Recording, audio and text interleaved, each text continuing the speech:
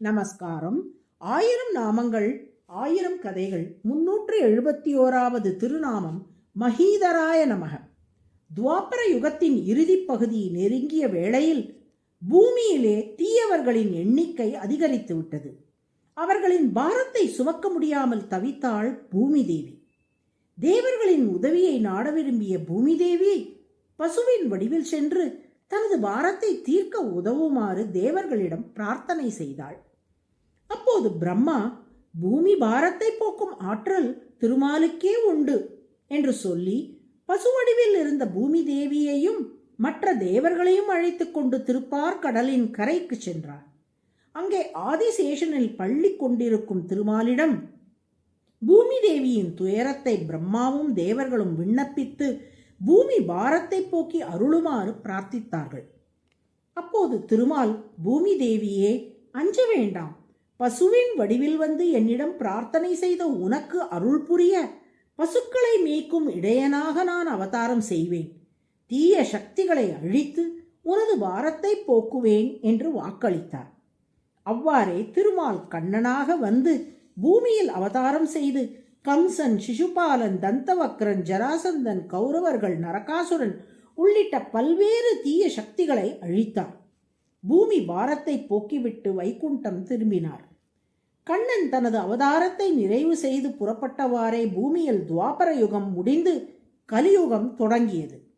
கலியின் கோலாகலத்தால் சில காலத்தில் தீய சக்திகள் மீண்டும் பூமியிலே அதிகரித்தன. முன் துவாபர யுகத்தில் இருந்ததை விட கலியுகத்தில் தீயவர்களின் சதவீதம் பூமியில் பன்மடங்கு அதிகரித்து விட்டது. அதை கண்ட திருமால் மகாலட்சுமியிடம், தேவி, பூமியில் மீண்டும் தீயவர்களின் எண்ணிக்கை அதிகரித்து விட்டது. முன் யுகங்களை விட மிக மிக அதிகமான சதவீதத்தில் தீயவர்களே பூமியில் நிறைந்துள்ளார்கள். இப்போது நான் ஓர் அவதாரம் செய்து இந்த தீய சக்திகளை மொத்தமாக அழிக்கலாமா என சிந்திக்கிறேன் என்றார். ஆனால் மகாலட்சுமியோ, சுவாமி, நீங்கள் அவதரித்து அவர்களை அழிக்க முற்பட்டால் பூமியில் உள்ள 3/4 பங்கு மக்கள் தொகையையே அழிக்க வேண்டி இருக்கும். அது சரிவராது என்றாள். அப்படியானால் பூமியின் பாரத்தை எப்படித்தான் போக்குவது என்று கேட்டார் திருமால். நம் ஆதிசேஷனை அனுப்புங்கள் என்றாள் மகாலட்சுமி. அவன் போய் இத்தனை பேரையும் அழிக்கப் போகிறானா என்று கேட்டார் திருமால். மகாலட்சுமி, இல்லை சுவாமி, கொஞ்சம் சிந்தித்து பாருங்கள். மக்கள் தொகை அதிகரிப்பது பூமிக்கு பாரம் அன்று. நல்லவர்களை விட தீயவர்கள் அதிகமானால்தான் அது பூமிக்கு பாரம். நல்லவர்கள் எத்தனை பேர் இருந்தாலும் அவர்கள் பூமிக்கு பாரமாக தெரிவதில்லை. கிருஷ்ணாவதாரத்தில் நீங்கள் தீயவர்களை அழித்து அதனால் பூமியின் பாரத்தை போக்கினீர்கள். அது இந்த கலியுகத்துக்கு சரிவராது.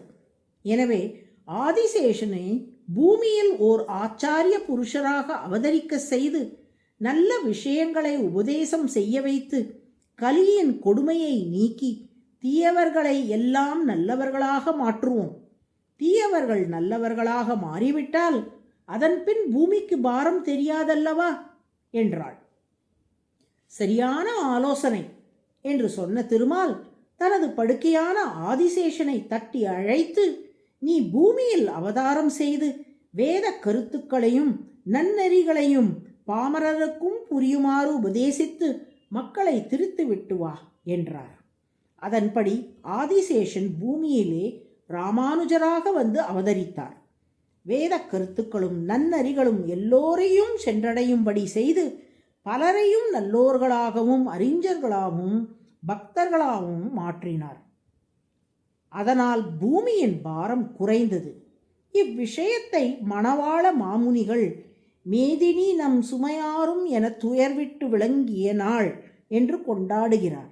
நம்மாழ்வாரும் கலியும் கெடும் கண்டு கொண்மின் என்று ராமானுஜரின் அவதாரத்தால் கலியுகத்தின் கோலாகலமே நீங்கப் போகிறது என முன்னமேயே சூசிப்பித்து காட்டினார்.